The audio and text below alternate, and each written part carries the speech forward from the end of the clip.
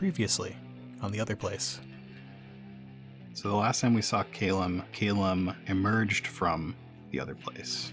Yep. Emerging from the Otherplace, he found himself in the northwesternmost corner of Fenrayne, very, very far away from where he went in. He's probably got to go back home and then down that spine. Mm-hmm. Cælum falls asleep to the soothing repetition of Miranda's blade and wakes up to the feeling of being pulled by his leg. Huh? He opens his eyes to see a massive animal dragging him with its teeth away from the fire. The three move towards a larger hut where they untie Cælum and let him off their back and put him inside the hut. And there are a couple other people there, including Rallis and Miranda. Neither of them have their weapons on them anymore. And the wolves close the door behind you and you hear some sort of lock. You see the shapes of the wolves sort of patrolling around the outside of this thing silhouetted against the fire. Nice to see you all again. Wish it was under better circumstances, but guess things could be worse.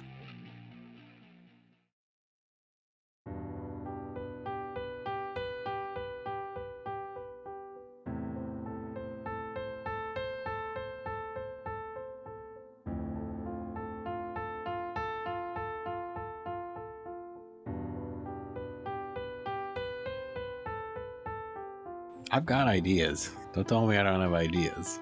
I don't know if my ideas are good, but I think that this is what he would do.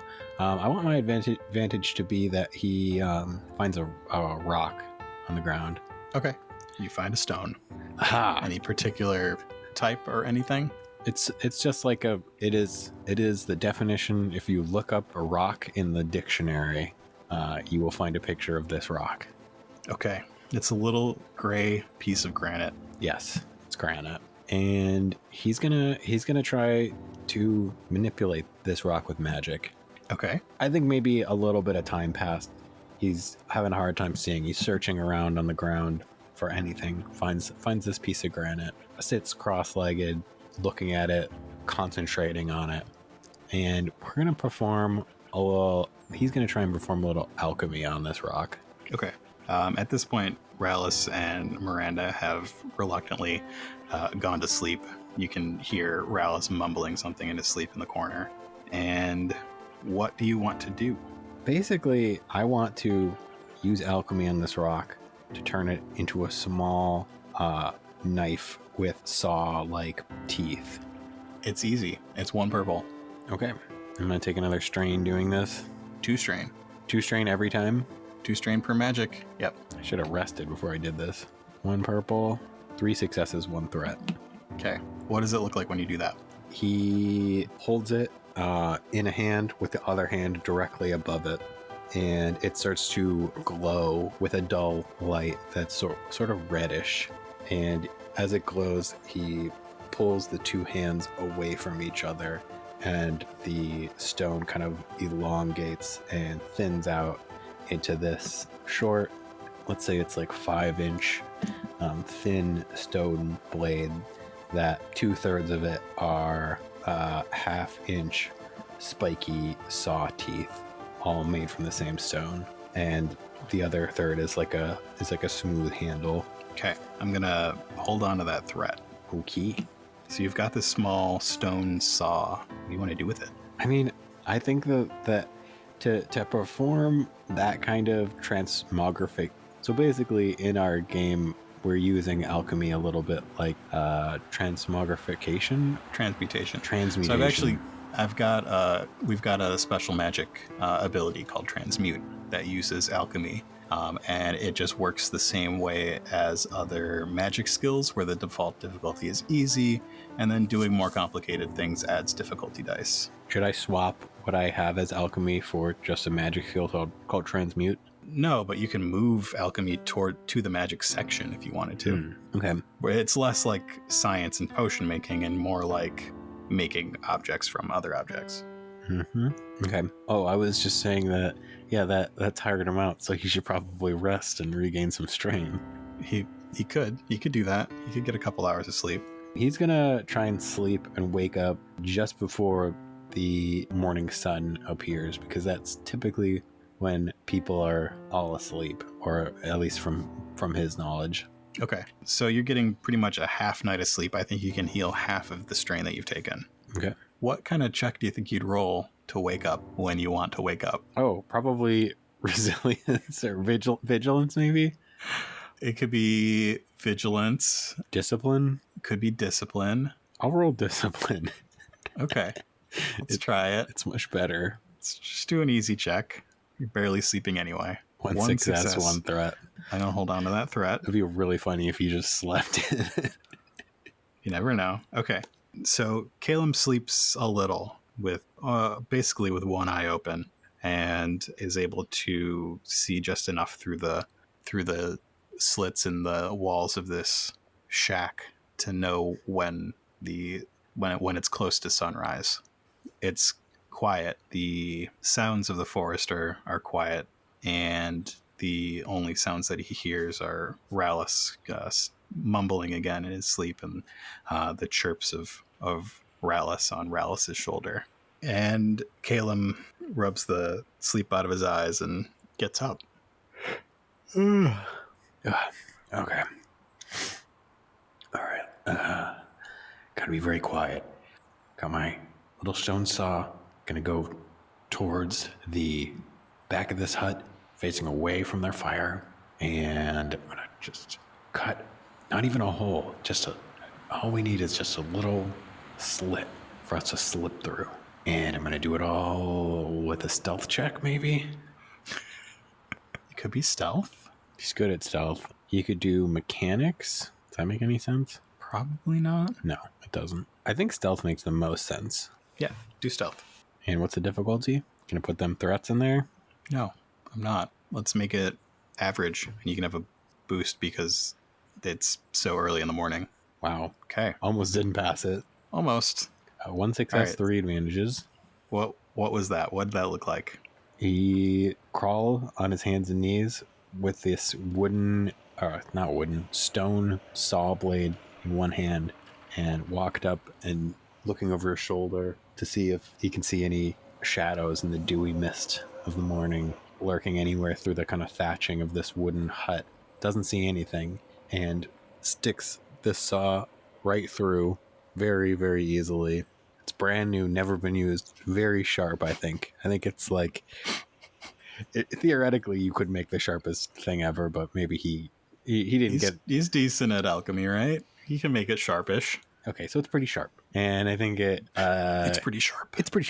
Okay, and he cuts from about where a little above his head to the floor, and there's like kind of a little rocking back and forth motion to kind of clip through some of the sticks.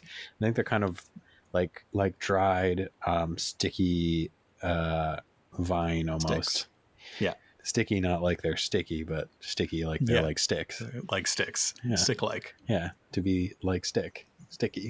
So yeah, cuts a slit that's about 3.5 feet high to the ground, and kind of just pushes it open to make sure that he can fit through, and he can. Yeah, he can. It's dry, and you didn't roll any threats, so they don't make any like cracking noises as you push out. What are your advantages? My advantages are that Miranda is actually awake. Okay. And has been watching, and as soon as she sees that I've done that successfully, wakes up the Thayers, and they're nice enough to wake up these other 2 poor schlubs. All right, everybody, we're getting out of here. Do we need to go get our weapons or whatever? We probably should. You really think it's worth the risk at this point? What are we gonna do if they come after us? What are we gonna do if they come after us when we've got our weapons? A little bit more than if we don't have them. All right, you're an optimist. Okay, let's see if send your friend here. Go on a little perch, see if they can spot the weapons. Rallis flies out and up through the hole that you cut in the shack and perches in one of the trees above. And Rallis says to you, there are probably about 24 wolves out there. Looks like the fire's died down. Everybody's sleeping, and there's actually one of them tied up to the outside of this shack. Tied to the shack we've been Like locked up they in? leash one of their own people. Prisoner, maybe. Yeah, maybe. Could have just put them in with us, I guess, but maybe they would have eaten us. I don't know what they do. Yeah, maybe. Any sign of those weapons? Need those? Let me take a look. And he sort of closes his eyes for a second. Yeah, I think they're on the north side of camp. It looks like there's a big one right next to him. Yeah, you still want the weapons, right? Yeah. It's not. That sword is expensive. Yeah, irreplaceable, I'm sure. Okay. No sign of our cart. No cart. Okay. Hope they didn't eat our horse. Well, yeah, it's a shame. No, seriously, I'm sorry. Well, I'm sure they're fine. I'm not really sure what to do, how to do. So we got a camp with wolves that we don't want to wake up. Yep. We're on one side of it, out the back of a hut. Opposite side is a big wolf with our weapons. Yep. Attached to this hut is a wolf that is tied up. Yep. Hey, Rallis, is the tied up wolf awake? Is it asleep? He's asleep. Okay. All right. Why don't the group of you head back into those bushes? Rallis, you just keep that friend of yours in a place that can keep an eye on me. How about that? Okay. I gotta go. This is risky. If things go bad, I guess run or climb up into the trees. Yeah. All right. It's the best advice I can give you. And Cælum's gonna sneak around the front to the tied up wolf. Is there a couple other huts like the one that you were in, and a whole bunch of sleeping wolves around the embers of a fire? Mm-hmm. Cælum comes out of the back of this hut, and his companions move off to behind a bush that's out of the line of sight of any of the wolves should they wake up. You spot Rallis's Fenrayne fly up to one of the lower branches on one of these pine trees. Okay. Cælum's gonna sneak around and try and very quietly address this prisoner wolf. The wolf you see is asleep.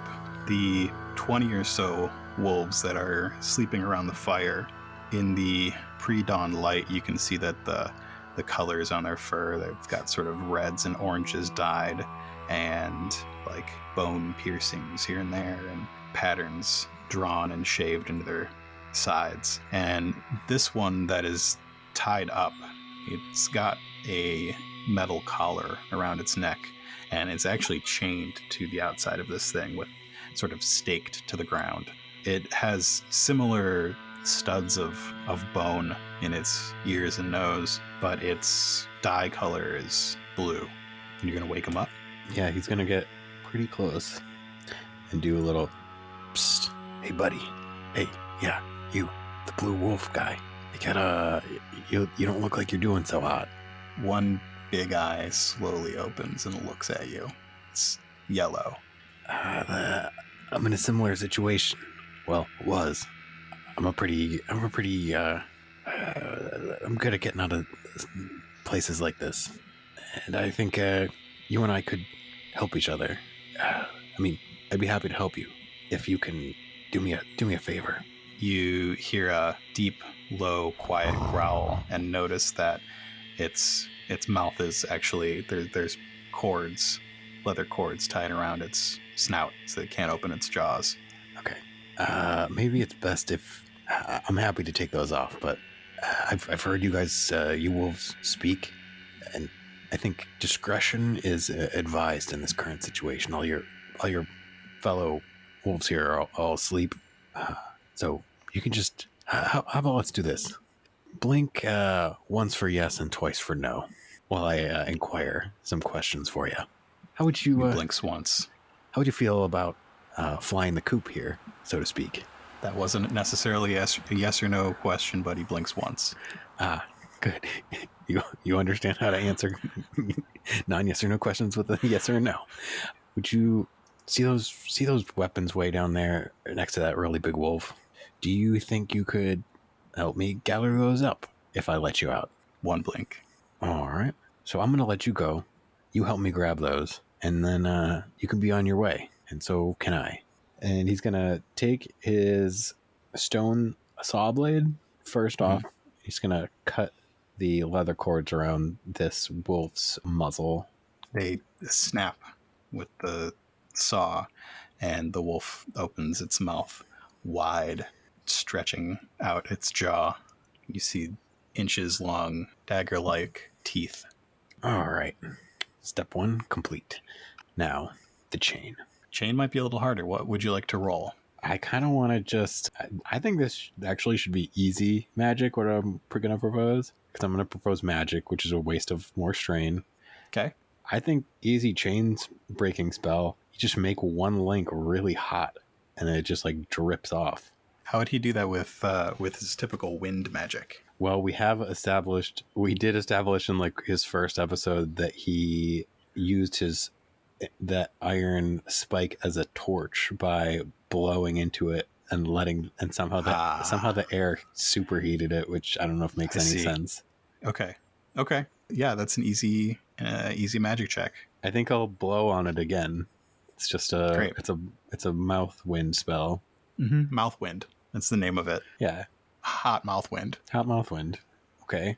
Easy. 2 successes and a threat. Great. Holding on to that threat. You got a whole... we got 3 threats in the threat bank.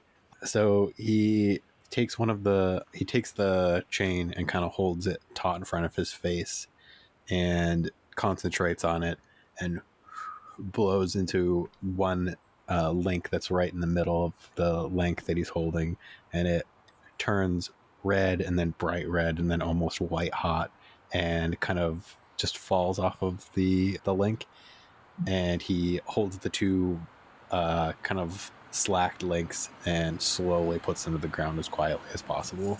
Okay, so this wolf now still has like a length of chain. I tried to make it as small as possible. It could have been smaller. Well, I didn't want... It was a courtesy. I didn't want a hot piece of chain to fall onto your blue fur. Well, thanks. You're welcome. All right, let's get over there. I think there's a bag that I can use. All right. So am I hopping on his back? No, you're not hopping on my back. Degrading. Oh, good. I really didn't want to. I thought you said... I don't know. I said there's a bag over there that I can use to carry things, not you. Fair enough. Go get your bag. Stealth. Okay, we're using all the things he's good at. Some of them as many times as possible. Group stealth check. This wolf is also very good at stealth. Okay. You're rolling 3 yellows with a blue. 3 yellows and a blue. An additional blue because people are asleep. But it is going to be against the rest of the wolf's vigilance, which is red, red, purple. And then do I add my stealth? You're adding a blue for you. Oh. Actually, wait. What is your agility? 3. Okay. No. So it is the 3 yellows with a blue for... Yeah. So 3 yellows, 2 blues, 2 reds, 1 purple. And 3 successes. Wow. Look at that blank red. Yeah, that's a shame. It's a shame. I got a lot of blank yellows this game, so... Yep. So the 2 of you sneak around these sleeping wolves. At about halfway through you, one of the wolves that you're really close to starts snarling, and then it starts kicking his legs and his ears start twitching. He's having a dream. And you get across this small encampment to the other side where the weapons are leaning up against a tree. In addition to the Miranda's sword and your small sword, it looks like they took a pack from one of those other travelers, and there's a sword and shield, sort of a circular buckler kind of shield. All right, let's grab these, and we will be on our way. You grab the stuff, and you turn and see this wolf is sort of putting a pack that's almost like saddlebags that you'd see on horses. It's like bags on either side, and using his teeth to tighten a cord around his chest and sniffing in pockets to see that all his stuff's still there. Oh, so this is the wolf's bag? Yeah. Gotcha. All right, you got all of your stuff then, pal? Seems like it's all here. All right. Well, we ought to give these weapons back to their owners. So, you mind if we can just walk around further out into these bushes, away from all these wolves? That seems like a good idea. Okay. I think we're gonna head into the brush, although that could be a little noisy, but we're gonna do it quietly. and I think that the Thayer Shrike can kind of see our trajectory and communicate where to meet us a little further out. Rallis lets Rallis know where you're headed. Mm-hmm. The group of you, Rallis, Miranda, you, this large wolf, and the two others meet up a couple 100 feet away from the camp, where there's a small stream that's frozen over, and you pass out the weapons and bags and everything. The wolf says, "Where are you headed? Maybe I can help." Well, it's pretty far away. Trying to head back to the Iron Tower. And Miranda says, we're heading to Highreach. We're probably only like a day. It's probably only a day or so away from here, but any help to get a little space between us and them might be nice. And the wolf says, "Well, I can only do one at a time, and it might be kind of loud. So maybe we should keep going for a little while." All right, that sounds good. We can't be too far from Highreach, really, can we? We'd probably get there. I mean, they didn't take us. I don't think they took us very far. Probably get there by evening. Well, you know them best. Will they have caught up to us by then? As long as they can't track us, we should probably be okay. Okay, and how does one avoid being tracked by 40 giant wolves? Let's see if this wolf knows how to avoid being tracked by many giant wolves. What's Cælum's survival? His survival is 2 green. Yeah, nobody's got survival in this. Okay. I don't know. I was never really good at tracking. I guess if we double back maybe on our tracks, or maybe while the stream's all frozen, so that won't help. You got 3 advantages on the group check. Do you have any ideas? You said there's a stream? Yeah, you're right at this stream. And it's frozen? Yeah. Well, we could try walking somewhere where at least they won't be able to visually see our footprints. We could walk on the stream partly the way back there. Yeah, but there's no snow on the ground. It's not a bad idea. Let's get going. The stream heads up into the mountains, so it'll at least go sort of in the right direction. All right. I guess heaviest person goes last. That's probably... Yes, that's me. Yeah, that's probably you. All right. I would like one check to see how the travel for the day goes. Mm-hmm. What do you think that check would be? Let's see. I almost think it should be coordination, maybe. Why would it be coordination? Because they're walking on a frozen stream, and I think that if they're uncoordinated, they could fall through. It's like a trickle, though. It's not like a river. So it's pretty small. Okay. I mean, it should probably be survival. And mine's bad, but maybe we can do a group survival. Sure. Roll 3 greens, which is the highest survival in the group, with 2 boosts. Against? 2 purples. I thought you were going to give me a red. I don't have any dark side points to flip. Okay. 4 successes, 1 threat. You got a threat, though. Well, it's pretty successful. Yeah. That threat hits my threat threshold. Okay. So what did the day look like? I think it's the kind of day where it's overcast but bright, where the sun, it always seems like it's almost completely evenly lit all day, in kind of a gray, shadowless haze. I think in the early morning there was quite a bit of fog rolling through this forest, and as the sun got lower in the sky, the fog returned. The group of them walked pretty briskly and confidently along this stream as long as they could, probably all motivated by the beasts that they left behind. Mm-hmm. And as the sun begins to set, it's less of a sunset and more of a gradual dimming of that gray day. You hear the sound you heard last night. You hear the howl of a wolf, and you can't quite determine how distant it is. By this time, I think you've gotten to know this wolf a little bit. Yeah, so this wolf, you call him Wolf, and he corrects you. He's a Vargr, and he goes by the name Highreach. You find out that he is from a different pack than the one that captured you and captured him, and they found him in their territory, which the whole territory thing is, it's all, there is no territory. They travel all the time, and that was just an excuse for them to hold him. They were probably planning on doing some sort of ransom with the group of you to try and get money from the Iron Tower. Well, I'm glad we all escaped. It's nice to make your acquaintance. But as the sun sets, you hear the howling of a wolf. And Honir says, we need to go before it's too late. Who's first? Take these poor schlubs first. I think they've been... Mr. and Mrs. Poor Schlub. Yeah, take the poor schlubs. They don't look too well.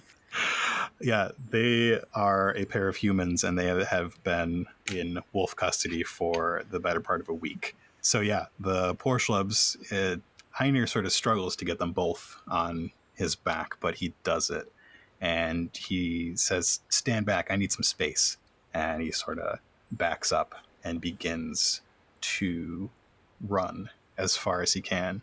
And he runs for about 50 feet, gets to a very high speed, and as he passes in between two trees, you hear a bark that is the mixture. It's almost like the mixture between the bark of a large dog and a clap of thunder. And the wolf disappears in a fast flash of light. Well, I've never seen anything like that before. And you hear a howl closer. He comes back soon. Miranda unsheathes her sword, and there's another crack like thunder, and Highreach is back, and he says, who's next? He volunteers. Rallis raises a shy hand. All right, Rallis, take it away. And Rallis climbs on the wolf's back, and Rallis flutters up to his arms, and he holds onto her, and the same thing happens. The wolf breaks into a run and gets to its top speed, and there's the bark and the clap of thunder, and they're gone. Before Highreach gets back, you begin to hear the sounds of snarling and panting, and the sounds of large paws in the underbrush. And Highreach comes back with the flash and the clap, and he says, all right, who's up? As much as I'd like to leave, I guess Miranda, you can go. It's okay, Cælum. I can stay. You go ahead. I mean, the thing is, if they show up, you're not going to be able to beat them all. If they show up, neither are you. I've got magic and stuff. I could probably trick them. I can do something. Enough arguing. One of you has to come with me. Just go. I'll figure something out. I'll cloak us. I'll cloak myself here. And Miranda shakes her head and sheaths her sword and climbs on Highreach's back. Highreach breaks into a run, and you hear the clap of thunder and the bark, and he is gone. And the only thing you can hear now is the growls getting closer and closer. The sun is low in the sky, and the sky is getting dark, and the sounds of these Vargr all around you are close. What would Cælum like to do? He's gonna try and do a spell, maybe not really something he has ever done before, but in theory it seems like something he can manage. Okay, what is it? He is going to try and concentrate the fog around like 50 feet around him, maybe like 30 feet. Yeah, we'll say 50. Try and work the weather. Yeah, he's gonna try and like bring all of the fog like towards the area where he and this group of people have been escaping from. What kind of spell is that? That is a good question. It's kind of I guess it's kind of a stealth spell. It could be a barrier. Let's call it a barrier. Which would be divine. It could be Arcana. Okay. That's his best. Though he's kind of good at divine too. Okay. What will be my difficulty on doing this spell? It's always easy. Yeah, as a basic spell, it's easy. Just to create a barrier around yourself. Already rolled it. Okay. And I think it could also easily have been a conjure, summon something.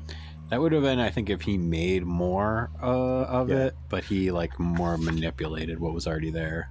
Okay, 1 success, 1 advantage. So what did that look like? What happened? He is kind of moving his arms back and forth, kind of like water almost. And it's kind of like an ebbing and flowing of this fog around where he's standing. And the ebbing and flowing kind of starts to control more and more fog until it almost just looks like it's naturally just flowing throughout the forest, but actually it's flowing kind of towards where he stands. Cool. Advantage? Let's heal a strain. Okay. As the fog moves and conceals his position, he hears that bark and sees the flash as Heinir returns. It takes a second for Heinir to spot him, but he comes up to him and says, "Hey, get on." All right. Wouldn't let me on before, but hey, I appreciate you coming back. And he starts to run, and the two of you run through this fog, and he gets close to top speed. You see a shape come out of the fog to your left side. The wolf shoulders Heinir, and Heinir stumbles a little bit. And then you see a wolf come out from the right side. Heinir turns towards the one on the left and barks, and you see the flash, and that wolf over there disappears, and the one on the right is now more cautious and close, but not within barking distance. Is there anything Cælum would like to do? Yeah, he's gonna unsheath his iron short sword. Okay. So he unsheathes his sword and he is glancing around. It's pretty foggy. He is going to slash in the air, and he's going to try and shoot a thin stream of air through his slash and cut a branch that will fall in between Heinir and the other wolf and just provide a little obstacle between the two. All right, so roll that check. Okay. 3 successes and 1 threat. All right. So what did that look like? He unsheathed his short sword and slashed it through the air. The wolf was coming up from the right side, about to shoulder Heinir again and try and knock you off. Yes. And just before he could, a very large tree branch cracked down from the tree above and smashed on the ground, blocking the shouldering of wolf to wolf. And maybe some bristly branches kind of landed on top of this wolf as well. I don't know if I can really say that. Bristly branches? I don't know. You can't say those words. Well, I didn't get any advantages, so I don't know if I can say that he took strain or they took strain. Well, I think with the one threat, that branch fell a little bit close to Heinir as well. And as Heinir barks, the world flashes, and the two of you land in Highreach, but he stumbles, and you both sort of topple over each other and go skidding across the ground.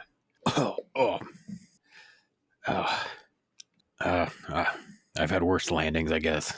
You look around and you see the familiar spires of your former home, the open square that you are in and Rallis and Miranda are in is filled with people who are looking amazed or shocked or bewildered at the events that have transpired here in the last few minutes. And Heinir picks himself up and looks at you and says, "Well, that was something." Yes, that was definitely something. Nice job. Nice work. Thank you. Thank you. I mean, I know I helped you escape, but you helped all of us escape, so, uh, thanks. Well, don't go getting mushy on me. I'm just trying to give credit where credit's due. That's how things work around here.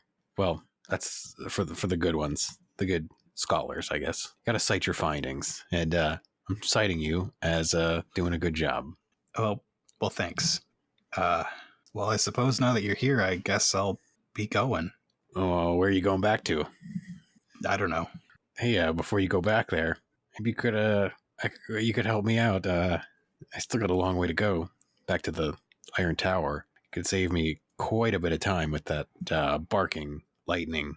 And I'm a guy who likes to research, document new things. That barking, that traveling through space and time, I've never seen anything like it. I'd love to learn a little bit more about it. Where I'm from at the Iron Tower, I'm sure I can get funding. I can get you a lot of things that maybe you want. Maybe you can take back home to your crew, your friends. Well, the Iron Tower's, 200 miles away? I can't go quite that far, I don't think. But I could help you. I could help you get there. These people aren't coming too, are they? No, they're not. Good. Making that many trips, I'm kind of a little bit worn out. I can't even imagine. I'm sure it's a bit stressful on the mind and the body. Well, in the meantime, welcome to Highreach. And Cælum gestures around. Huh? You wouldn't happen to know a place that might be able to put me up for a night, would you? I can confidently tell you that no place has ever put anyone like you up before. It's just kind of cold. Some of my people like it, but I'm from the South. Yeah, I've got some friends. I've got some people. We can set you up with a warm place to stay for the evening and a hot meal too. We'll set off in the morning. Cælum and Highreach begin to walk through town towards the place where Cælum grew up. What is that part of town like? I think that it is kind of it's row houses, and they are all different shades of blue and gray and yellow and some kind of tan. Most of them have balconies with plants kind of growing down over the balconies, vines. There are lots of birds in Highreach, fluttering. I think that the birds almost, is it gross if they like flutter in and out of houses? Even they're part of the birds are kind of part of the community a little bit. They're sort of accepted. I think a lot of the buildings here have large skylights, since Hylia people get a lot of their energy from the sun. Mm-hmm. And there are, on your way to that part of town, you pass a number of observatories with large apparatuses and telescopes and strange machinery built by the combined efforts of the Hylia and the Vargr. Yeah. So I think walking down the street, there's a lot of residential areas and businesses and shops and stuff. And in the distance, you can see some of the larger, more academic buildings and great works of the Hylia and Vargr. And Highreach looks, as far as you can tell from knowing him for a day, looks kind of amazed at the buildings, like maybe he's never been to a city before. And I don't think we really described him. He's sort of got this blue painted dyed fur, but he's like a larger than normal red wolf. His fur is sort of reddish and brown, and he's a little bit lighter on the chest and stomach. Next to Cælum, he probably comes up to Cælum's chest. His shoulders probably come up about that high. He's certainly not the biggest person you've ever met, having met some Grant folk on your travels, but he is quite large. Where do the two of you end up going? They go to Cælum's cousin's house. So, okay, It makes me wonder how it works being like a spore person. Do they have like underground family mushroom growing beds? Well, I know that they have underground beds where they grow their children. Are they family ones, or is there just one big community cave? I think that they should be family, even though it makes less sense. Yeah. Because it allows for more like I don't know, personality and drama.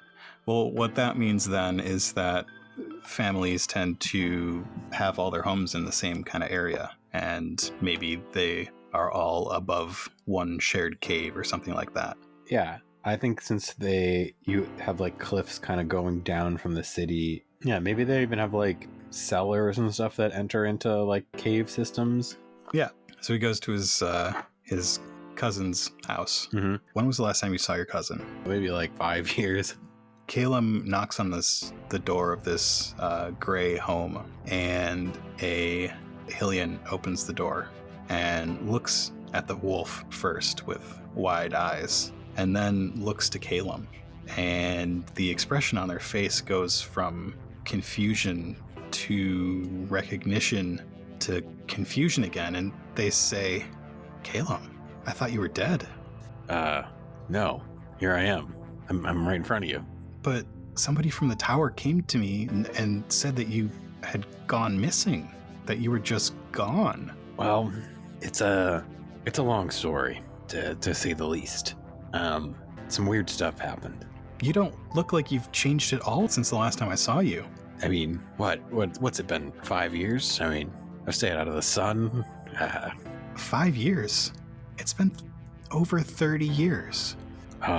Does this person look different to Cælum? They look a little bit different than Cælum remembered them. Their hair is longer. They've got a few more wrinkles and spots on their face. 30 years? How can that be? I don't know. You tell me. Come in. Both of you, I guess. Come in. And they move aside to let Cælum and Einir in and close the door behind the two of you. Thanks for listening to another episode of The Otherplace. Loving the show and want more? Join us and other fans on Twitter, Instagram, Discord, and Patreon. The Otherplace is a production of Nightcast Creative. For more info about us and our other projects, visit nightcastcreative.com.